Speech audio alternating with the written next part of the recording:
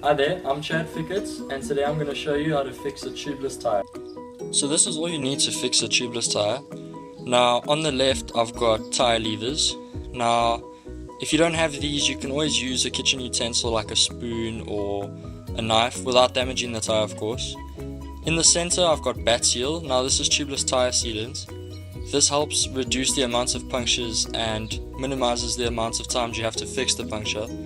Now this doesn't cost very much, it only costs 150 for 500 mils, but you only ever put in like 50 mils at a time, so it's actually really cheap per fix.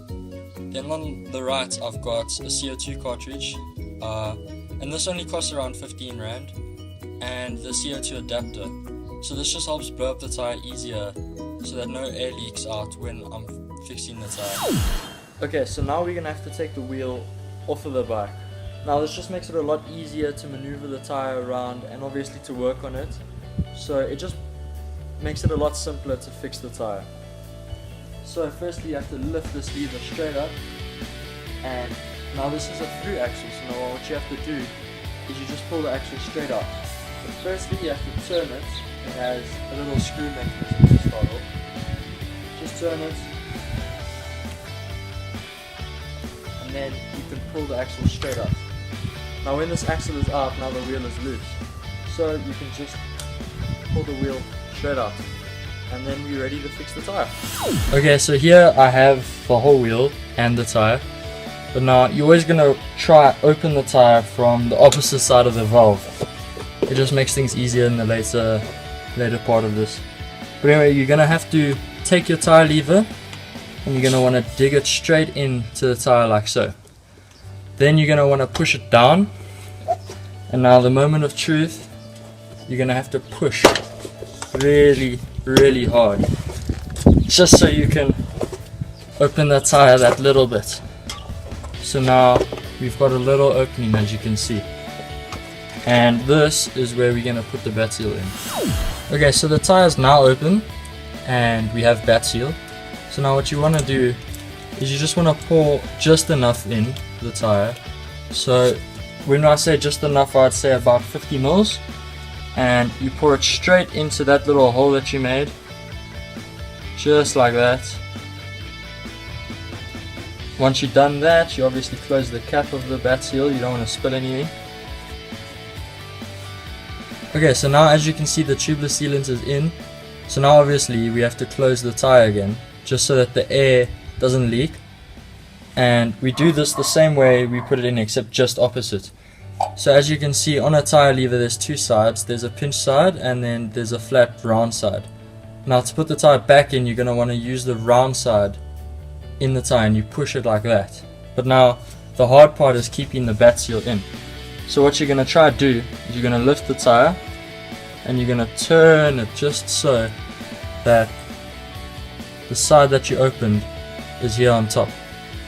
So now this works the same way. You're going to push it in there, and you're going to want to close it. Also in the beginning part, you can just use your hands like so to push the tire back into the rim. This just sort of makes it a bit easier in the beginning. And then obviously then you just take it, push it in, take it again,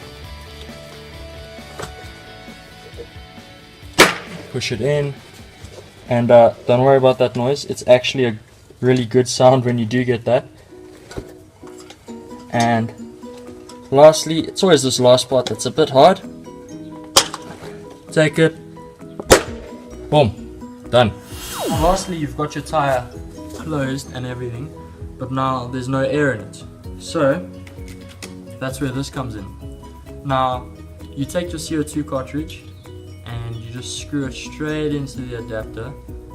But before you do anything like opening the seal or anything, you then find the valve.